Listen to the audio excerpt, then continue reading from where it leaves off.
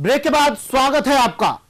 अब बात एक मामूली सी सरकारी मुलाजिम की, जिसने राजनीति के मायने ही बदल डाले। राजनीति की इस माशूका को मोहब्बत की डगर में मौत ही मयस्सर हुई। मामला जोधपुर के भंवरी देवी हत्याकांड का है। भंवरी के भंवरजाल को 1 साल पूरा हो गया है। भंवरी की मौत के बाद कई सवाल खड़े हुए तो कई सवाल आज भी अनसुलझे हैं। इसी मामले की परतें खंगालती हुई पेश है हमारी खास रिपोर्ट। नाम भंवरी देवी, पेशा एक मामूली सरकारी मुलाजिम, रसूखात हुकूमत में दखलंदाजी और फलसफा मौत। मैं तो कई बार इन्होंने कहो कि मने दिल्ली दिखाए दो, पर ए है कि अठे ही राजी है। अंग्रेजी रा ठाट और माया तो बस दिल्ली में है। जोधपुर के बोरुंदा की रहने वाली भंवरी यूं तो एक मामूली सरकारी मुलाजिम थी, लेकिन उसके ख्वाब तगड़े थे। लिहाजा इस एएनएम ने सरकार ही नहीं राजनीति में पांव जमाने शुरू कर दिए थे।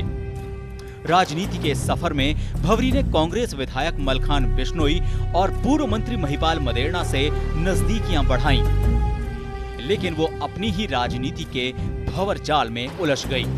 उसकी खुद की बनाई अश्लील सीडी राज्य की राजनीति में बवंडर खड़ा करती। उससे पहले ही भंवरी गायब हो गई और उसके पति ने इसके पीछे राजनीति के धुरंधरों के नाम गिनाने शुरू कर दिए, मसलन मंत्री महिपाल मदेरणा और मलखान बिश्नोई। और जब राज्य की पुलिस पर दबाव बढ़ा तो मामला सीबीआई के हाथ लगा और ये दोनों ही नहीं, इनके साथ बड़ी तादाद में कई लोग धरे गए।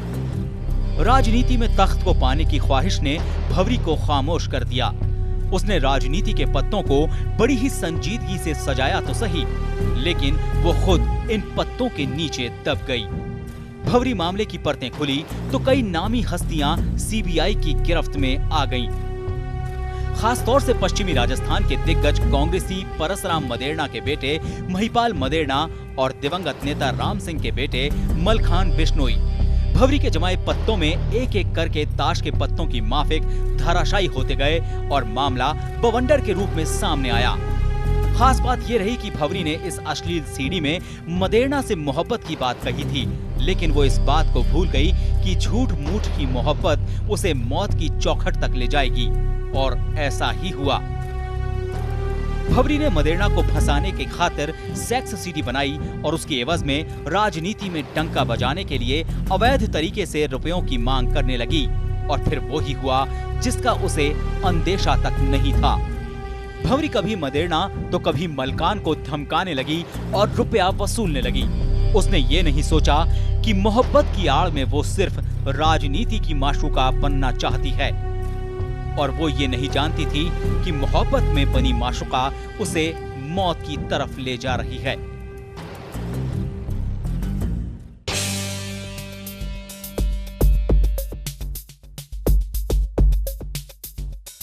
सत्ता की सीढ़ियां चढ़ने की मंशा से भंवरी ने अपनों का ही भरोसा तोड़ा और दोनों तरफ से हुई साजिश में भंवरी का कत्ल हो गया। भरोसे के इस कत्ल में सीबीआई ने कुल 17 आरोपी तय किए, लेकिन साजिश की सूत्रधार इंदिरा बिश्नोई अभी भी सीबीआई की पकड़ से बाहर है। अदालत में इस बात का खुलासा हुआ कि भंवरी की हत्या हो गई। इसके बाद सीबीआई ने मामले की तह को खंगालना शुरू कर दिया। सीबीआई ने तहकीकात में इस बात का खुलासा किया कि भंवरी ने सियासत में दखलंदाजी की खातिर उन लोगों का भरोसा तोड़ा जो राजनीति की बिसात पर भंवरी की बैसाखी रहे, लेकिन घात के बदले घात ही नसीब हुई और भंवरी का कत्ल हो गया। भरोसा हर तरफ से टूटा और नतीजा भंवरी की मौत। भंवरी की सहेली इंदिरा भी साजिश का हिस्सा रही और सीबीआई अब उसे तलाश रही है।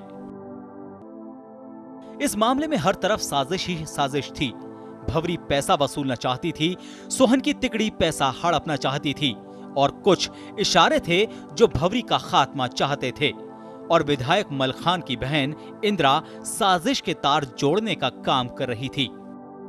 सीबीआई की तहकीकात में 17 वो नाम हैं जो साजिश में हिस्सा रहे। महिपाल मदेरणा, मलखान बिश्नोई, सहीराम बिश्नोई, सोहन लाल, पुखराज, दिनेश, शहाबुद्दीन, अमरचंद, रेशमाराम, ओम प्रकाश, कैलाश, बिश्नाराम, परसराम बिश्नोई, इंदिरा बिश्नोई, कुंभाराम। जाहिर है इसमें इंदिरा वो किरदार है जो साजिश के हर कदम से वाकिफ थी और आज सीबीआई की गिरफ्त से बाहर है।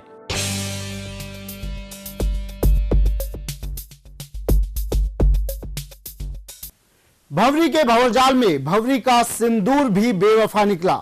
इस मामले की एक एक करके कड़ियां सीबीआई के हाथ आती गई और बेवफा सनम की हकीकत कुछ इस तरह से सामने आई कि भंवरी का पति अमरचंद ही गुनहगार के रूप में सामने आ गया। सुनिए आप भी अब तक के सबसे बड़े खुलासे में एक पति की बेवफाई की हकीकत। अपनी ही बीवी को जल्लादों के हाथ सौंपने वाले एक बेवफा सनम की हकीकत रोंगटे खड़े कर देने वाली है। सीबीआई ने तहकीकात के बाद इस बात का खुलासा किया कि एक बीवी का सिंदूर ही गुनहगार निकला। हर बात से वाकिफ होते हुए भी अमरचंद ने भंवरी को दुश्मनों के हाथ सौंप दिया। सीबीआई की तहकीकात में भंवरी का धर्म भाई सोहन भी दगाबाज निकला और अपनी धर्म की बहन को हटाने की साजिश में शामिल हुआ, या यूं कहें कि सबसे पहले सोहन ने ही साजिश का सूत्र पिरोया। हैरत तब हुई जब बेवफाई की इस नदी में खुद अमरचंद भी बह गया, लेकिन अमरचंद हर बार खुद को पाक साफ बताता गया और बीवी के खो जाने के सदमे में दुखी होने का नाटक भी किया। भंवरी को निपटाने की साजिश में 10 लाख का सौदा हुआ और इसके लिए अमरचंद को 50,000 रुपए नगद भुगतान भी किया गया। इतना ही नहीं, अमरचंद ने अपनी बीवी को सोहन को सुपुर्द करने के लिए अपनी गाड़ी के खराब होने का नाटक किया और अपहरण के लिए उसे बस में भेजा ताकि किसी तरह की तकलीफ ना हो। अमरचंद ने लाख झूठ बोले, लेकिन आखिर में सीबीआई की तहकीकात में इस बात को कबूल लिया कि वो साजिश का हिस्सा रहा और वो इस बात को जानता था कि उसकी बीवी की हत्या की गई है। सीबीआई की तहकीकात में कई ऐसी बातें आईं जिनसे ये साफ हो गया कि अमरचंद झूठ बोल रहा था और वो इस साजिश में शामिल है। सीबीआई ने इसी कहानी के बारे में अमरचंद से पूछा और इसके मुतालिक कार मैकेनिक मोइनुद्दीन, भंवरी के ड्राइवर फारूक, एक मिस्त्री जाकिर और होटल के कैशियर दिनेश से पूछताछ की तो अमरचंद की कहानी का दूसरा सच सामने आ गया। न कार ठीक करवाई गई और न ही होटल में खाना खाया गया। इसके अलावा अमरचंद ने पहले दिन से शक के दायरे में कांग्रेस के बर्खास्त मंत्री महिपाल मदेरणा को रखा है, जबकि सीबीआई की तहकीकात में विधायक मलखान बिश्नोई भी शामिल थे।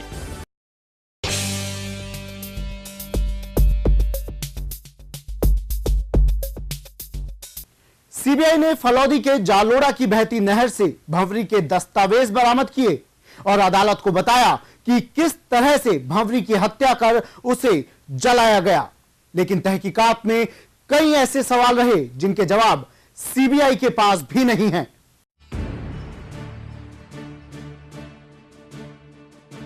सीबीआई ने नहर में गुनाह के सबूत जरूर तलाश लिए, लेकिन कई ऐसे सवाल रहे जिनका जवाब सीबीआई के पास भी नहीं है। मसलन 3 महीने तक बहती नहर में भंवरी के कान का झुमका, घड़ी और जली हुई हड्डियां उसी जगह कैसे रहीं, जिस जगह पर तेज प्रवाह से पानी बहता हो। इसके अलावा 3 महीने तक घड़ी चालू कैसे रही, झुमके में जंग क्यों नहीं लगा। लेकिन सीबीआई के पास इन सवालों के जवाब नहीं हैं। इतना ही नहीं, मदेरणा के साथ सेक्स की सीडी पर भी सीबीआई को अदालत में पीछे हटना होगा, क्योंकि इस बात का कोई गवाह नहीं है कि वो सीडी मदेरणा और भंवरी की ही थी, और थी तो उसे काट छाट कर भी बनाया जा सकता है। जाहिर है कि मामले पर संदेह का घेरा अभी भी बरकरार है। वो सीडी फर्जी सीडी बनी, रिपोर्ट में नहीं आई, और उसके बाद जो है इन्होंने एक और बात कही कि ये सीडी जो है कि साहब सीडी, प्रोसिक्यूशन का ये केस है कि सीडी लेने के लिए जो है इन्होंने पैसे दिए। तो हमारा इस संबंध में अदालत से ये निवेदन था कि जब सीडी, जो फर्जी सीडी कहते हैं, बनावटी सीडी कहते हैं, हम उसको बनावटी कहते हैं, वो सीडी 23 जुलाई को रिलीज हो गई। उसके बाद उस सीडी को 2-3 जगह और लोगों ने देखा, एसएमएस पे प्रसारित हुआ। तो हमारा ये निवेदन था कि जब सीडी 23 जुलाई को और 24 जुलाई को पब्लिक में सार्वजनिक हो गई, तो सार्वजनिक होने के बाद उसके 1.5 महीने बाद हम भंवरी को पैसे दे रहे हैं और उससे सीडी प्राप्त करें, ये प्रश्न नहीं बैठता, ये इससे मोटिव नहीं होता। मोटिव तो अगर सीडी प्रसारित नहीं होती, सीडी एक जगह होती, उसी के पास होती, तो हम ये कहते हैं कि भाई सीडी से ले लो, पैसे ले लो। और सीडी नहीं लेवे और पैसे नहीं देवे और सीडी नहीं देवे तो इसको मार दो। तो इस तरह की का मोटिव नहीं होता। क्रिमिनल के अंदर कोई अपराध करने के लिए जो मोटिव होगा वो मोटिव उस तारीख तक अगर डिस्क्लोज नहीं होता है तो मोटिव रहता है, लेकिन जो चीज है वो डिस्क्लोज हो गई तो मोटिव खत्म हो गया। कुल मिलाकर सीबीआई की तहकीकात के बाद विशेष रूप से उन तमाम आरोपियों को इस बात का फायदा होगा जिसमें सबूत कमजोर होंगे, या यूं कह दें कि सीबीआई की कड़ियां उस वक्त कमजोर होंगी जब गवाह तमाम बातों से मुकर जाएंगे। ऐसा इसलिए क्योंकि सीबीआई के कहने पर गवाही दे चुके कई गवाह अदालत में इस बात से मुकर चुके हैं और ऐसे में केस यदि कमजोर होता है तो इसका फायदा आरोपियों को मिल सकता है। सीबीआई के खुलासे के बाद कई नेता धराशायी हुए, कई आरोपियों पर शिकंजा भी कसा और राहत के तौर पर भवरी के बेटे साहिल को सरकारी नौकरी जरूर मिली। लेकिन सीबीआई के लिए अब भी रास्ता आसान नहीं है, क्योंकि आरोपी इंद्रा अभी तक पकड़ से बाहर है और गुनहगारों को सजा तक पहुंचाने की कसरत बाकी है। गुनाह की राह ने भवरी को मौत दी और बाकी आरोपियों को जेल। कभी राज्य की सियासत के बादशाह रहे राजनीति के धुरंधर सियासत से रुखसत हो सलाखों में पहुंच गए और अब इस बात का इंतजार किया जा रहा है कि क्या भवरी के गुनहगारों को सजा मिलेगी। इस सवाल का जवाब बहरहाल किसी के पास नहीं है।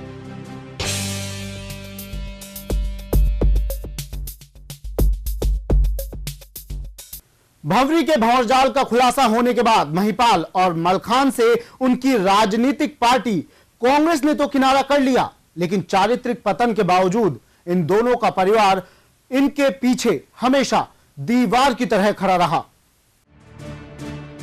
भवरी की सेक्स सीडी उजागर होने के बाद सबकी जिज्ञासा बढ़ रही थी कि इस मामले पर महिपाल के परिवार का क्या रुख रहेगा।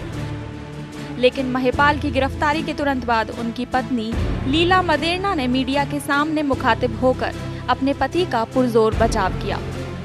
साथ ही इस मामले पर क्लीन चिट भी दे दी। वहीं मदेरणा की बेटी दिव्या भी अपने बाप के साथ हमेशा छाया की तरह नजर आई। दिव्या ने अपने बाप को ढांढस बंधाया और कहा कि पूरा परिवार उनके साथ है। इसी तरह से मलखान के साथ भी उनका परिवार खड़ा नजर आया। दोनों के समर्थकों ने शक्ति प्रदर्शन भी किया और सियासी ताकत भी दिखाने की कोशिश की गई। दोनों ही नेता अपने अपने समाज के दिग्गज और कद्दावर नेताओं में माने जाते हैं। इसलिए इस घटनाक्रम के दौरान चर्चा यह भी रही कि इसका असर अगले साल होने वाले विधानसभा चुनाव पर पड़ेगा। हालांकि भवरी प्रकरण का असर सियासत पर कितना पड़ेगा ये तो वक्त बताएगा, लेकिन इतना तय है कि भवरी का ये भंवर आगामी विधानसभा चुनाव में भी सियासत का पीछा नहीं छोड़ेगा। ब्यूरो रिपोर्ट, जन टीवी न्यूज।